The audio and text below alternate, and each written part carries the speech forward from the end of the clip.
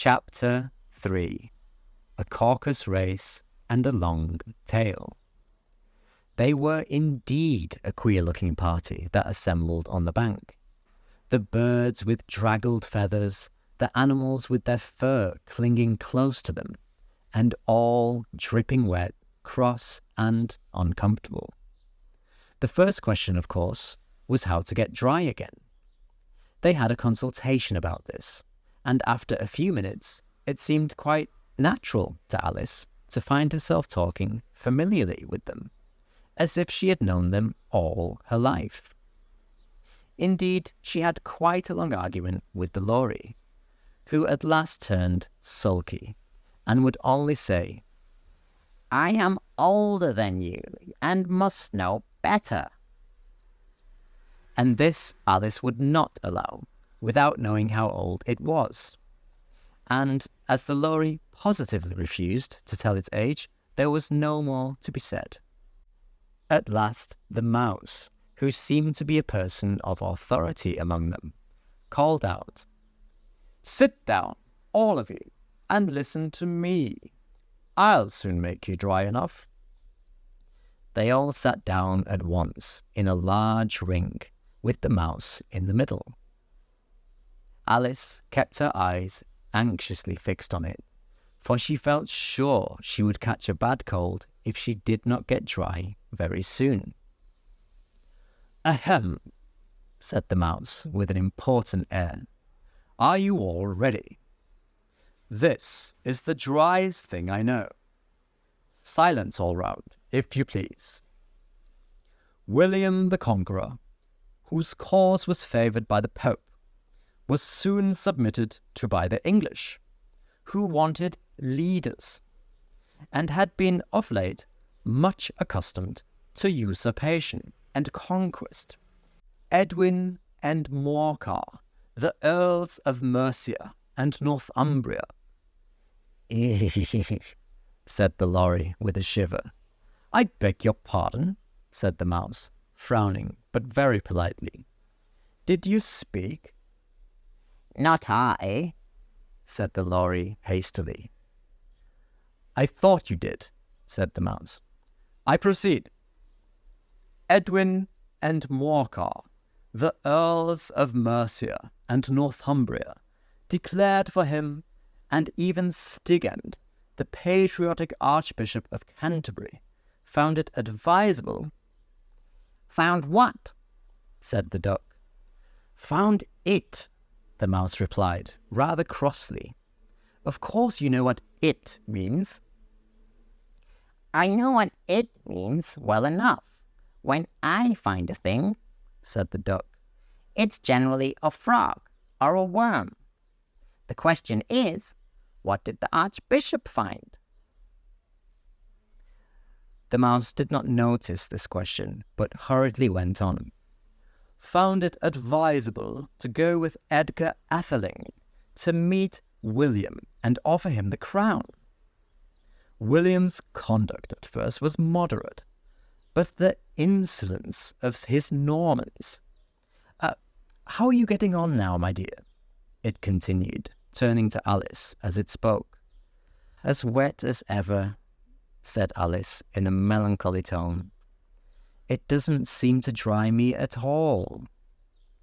"In that case," said the Dodo solemnly, rising to its feet, "I move that the meeting adjourn for the immediate adoption of more energetic remedies." "Speak English," said the Eaglet. "I don't know the meaning of half of those long words. And what's more, I don't believe you do either." And the Eaglet bent down its head to hide a smile.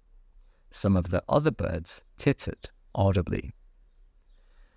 "What I was going to say," said the Dodo in an offended tone, "was that the best thing to get us dry would be a caucus race." "What is a caucus race?" said Alice. Not that she wanted much to know, but the Dodo had paused as if it thought that somebody ought to speak, and no one else seemed inclined to say anything. "Why," said the dodo, "the best way to explain it is to do it." And as you might like to try the thing yourself some winter day, I will tell you how the dodo managed it. First, it marked out a race course in a sort of circle. "The exact shape doesn't matter," it said. And then all the party were placed along the course, here and there. There was no 1, 2, 3 and away, but they began running when they liked and left off when they liked, so that it was not easy to know when the race was over. However, when they had been running half an hour or so and were quite dry again, the dodo suddenly called out, "The race is over!" And they all crowded round it, panting and asking, "But who has won?" This question the dodo could not answer without a great deal of thought, and it sat for a long time with one finger pressed upon its forehead, the position in which you usually see Shakespeare in the pictures of him, while the rest waited in silence. At last the dodo said, "Everybody has won, and all must have prizes." "But who is to give the prizes?" quite a chorus of voices asked. "Why, she, of course," said the dodo, pointing to Alice with one finger, and the whole party at once crowded round her, calling out in a confused way, "Prizes! Prizes!" Alice had no idea what to do, and in despair she put her hand in her pocket and pulled out a box of comfits. Luckily, the salt water had not got into it, and handed them round as prizes. There was exactly one apiece all round. "But she must have a prize herself, you know," said the mouse. "Of course," the dodo replied very gravely. "What else have you got in your pocket?" he went on, turning to Alice. "Only a thimble," said Alice sadly. "Hand it over here," said the dodo. Then they all crowded round her once more, while the dodo solemnly presented the thimble, saying, "We beg your acceptance of this elegant thimble." And when it had finished this short speech, they all cheered. Alice thought the whole thing very absurd, but they all looked so grave that she did not dare to laugh. And as she could not think of anything to say, she simply bowed and took the thimble, looking as solemn as she could. The next thing was to eat the comfits.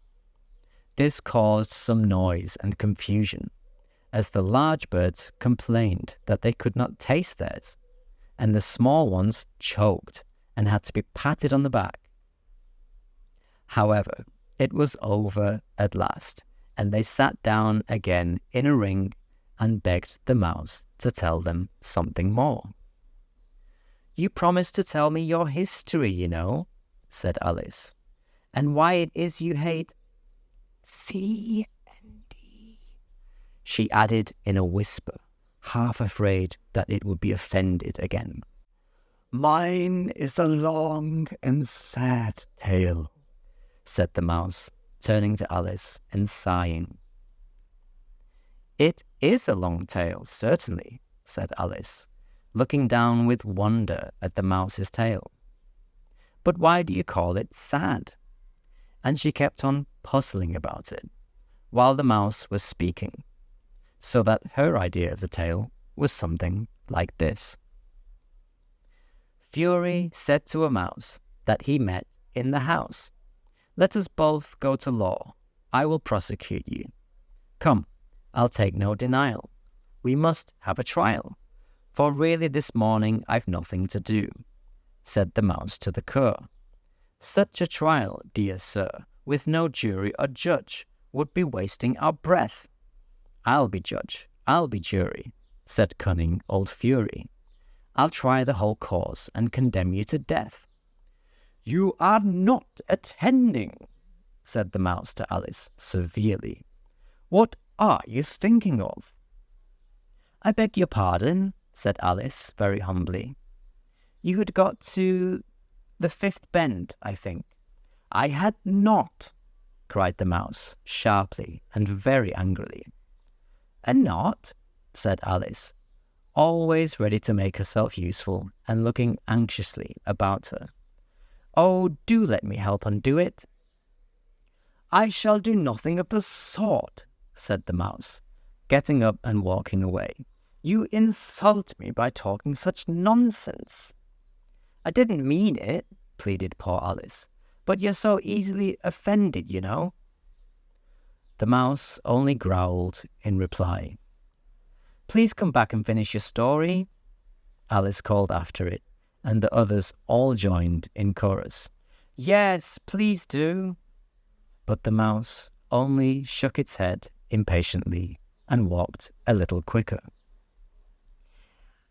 "What a pity it wouldn't stay," sighed the lorry as soon as it was quite out of sight, and an old crab took the opportunity of saying to her daughter, "Ah, my dear, let this be a lesson to you, never to lose your temper." "Hold your tongue, ma," said the young crab, a little snappishly.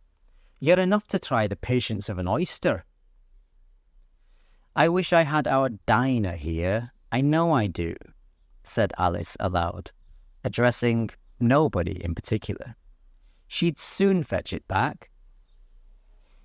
"And who is Dinah, if I might venture to ask the question?" said the lorry. Alice replied eagerly, for she was always ready to talk about her pet. "Dinah's our cat, and she's such a capital one for catching mice, you can't think. And oh, I wish you could see her after the birds. Why, she'll eat a little bird as soon as look at it." This speech caused a remarkable sensation among the party. Some of the birds hurried off at once. One old magpie began wrapping itself up very carefully, remarking, "I really must be getting home.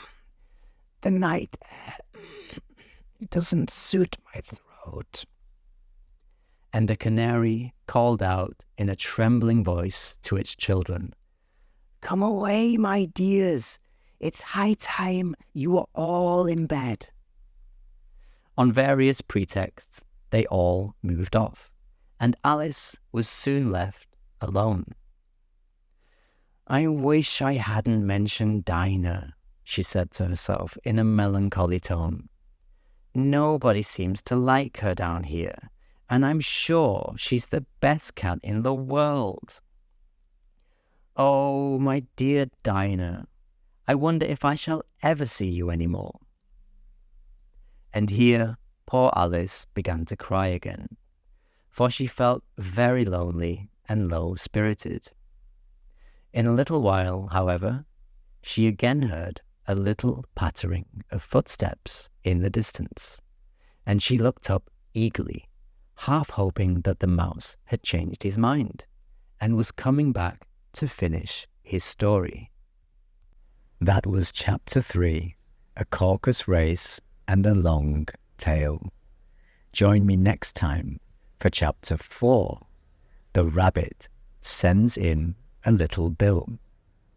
For now, good night and have a wonderful sleep.